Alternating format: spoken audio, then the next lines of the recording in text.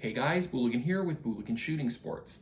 Today, taking a quick look at one of my little kind of brief project builds. This is a US Revolver Company top break 32 Smith & Wesson revolver. And it's small, it's very small. Look at this thing. When we compare it to something like Big Chungus, yeah, you can see this was designed very much to be a pocket revolver. This guy's around 100 years old, and these are very inexpensive guns. You can usually find these, as well as things like Iver Johnson's, for around $150 to $200. And they actually make for pretty good project builds depending on what your project goals are, as well as what your project aptitude is. A little bit about these revolvers and kind of their history. They were designed at the time to be inexpensive revolvers. They're not very nice. The US Revolver Co. line was made after some of the later Iver Johnsons. So if it's a US Revolver Co. model, in general, you don't have to worry about shooting black powder cartridges out of it. You can shoot smokeless powder. My understanding and my research into this is that all of the US Revolver Co. revolvers are safe with modern powder. However, it's chambered in 32 Smith & Wesson. Good luck finding ammunition for it. When I purchased this from a gentleman, kind of a super cool guy, actually located here in Salt Lake in Utah, and this is kind of all he does. He just buys barreled actions and frames, and he kind of mishmashes these things together, makes it so that they would function safely, and sells them. You know, good for him. We all have to have hobbies. I print stupid guns and name them after memes. I can't really judge him for his choice of hobby. So I went and perused his wares and found one that I really liked. It has been kind of hacked up a little bit before I even got to it. The front sight broke off and a brass sight was put in place, was attached in place. And so I didn't feel too bad. This thing doesn't exactly have any historical provenance and wasn't exactly a museum piece. In fact, the finish on it was quite pitted. It had moved far past patina and had unfortunately moved towards destructive rust. So what I wanted to do, a couple of goals for this. First one was to just refinish it, use it as a nice refinishing project. It's something inexpensive and not important, and it's also mine, so I don't really care if I get rid of the original finish, especially when it was, pitted and not in the best shape. These also came with very thin, very small plastic grips that had a crack and they were kind of chipped a little bit.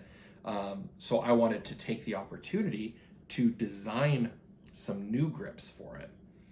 And I did that using Fusion 360, where I do all of my modeling and design work. And I actually printed these grips out of PLA wood, or wood PLA.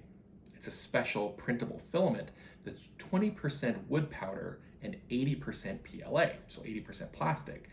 And so it's printed in real wood. When you print it, it smells like someone's running a wood burning operation. You can sand it and you can stain it. It's really kind of cool stuff. It is realistically a pain in the ass to print unless you're printing 100% solid, which these are 100% solid, no infill. So I printed these, sanded them, and then stained them.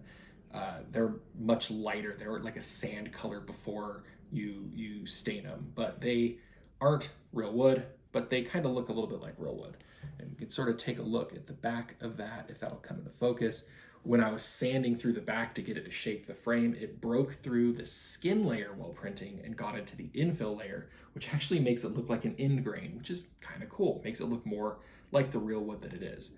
But I made them a little bit thicker so they fit my hand a little bit better. Again, I have big hands and this is a tiny, tiny revolver.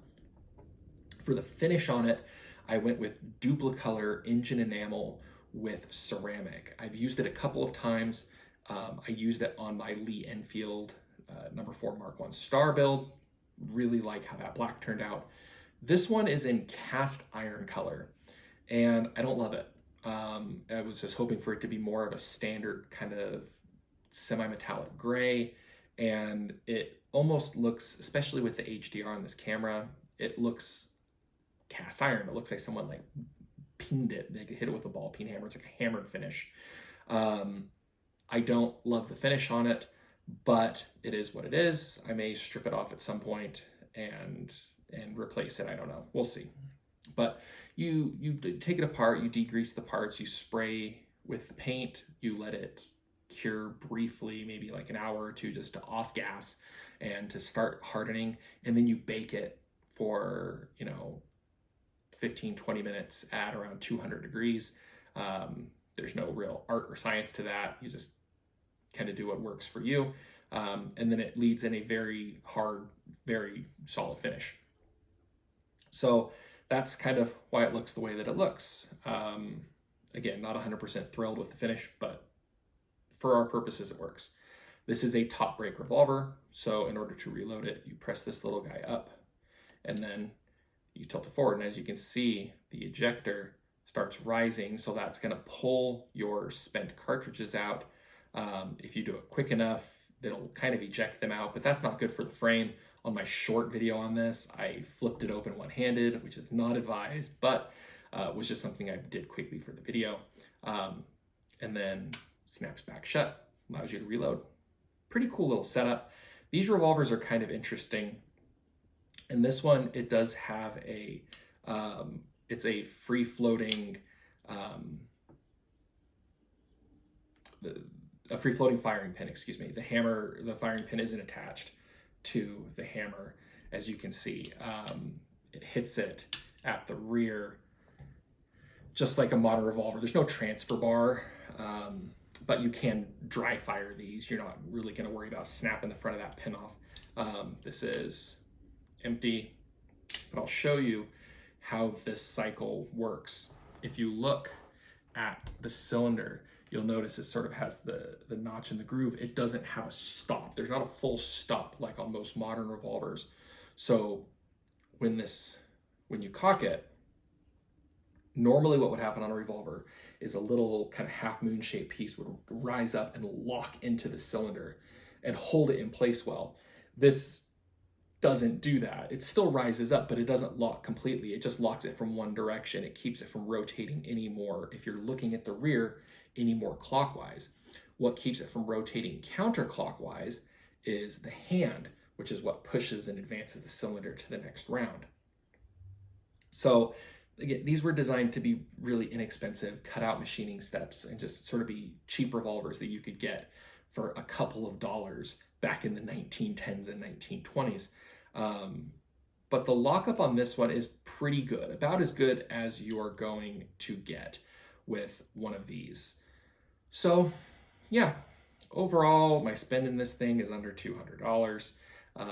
It's an inexpensive little piece. It looks pretty cool. It'll be fun to shoot. When I purchased it from that gentleman, he did include 50 rounds of modern-ish 32 Smith & Wesson ammo, so we will be able to get this out to the range and see how it performs, but this is obviously not going to be a massive range piece where I'm going to be putting a ton of rounds through it, just because these aren't designed to have a ton of rounds put through them. And it's pretty neat, but I imagine it's not going to shoot particularly well, and I don't want to break it. So yeah, there you go. This is my US Revolver Co. 32 Smith & Wesson top brake revolver. Many thanks to my patrons for supporting the channel and being able, or allowing me through their support, to be able to buy ridiculous projects like this and test out new methods. This was mainly purchased this as a test bed, like I said, for that finish, that Duplicolor engine enamel, to see how it works and how it goes on, and pretty pleased with it so far. So yeah, many thanks to their support, and of course to all of you guys, many thanks for watching.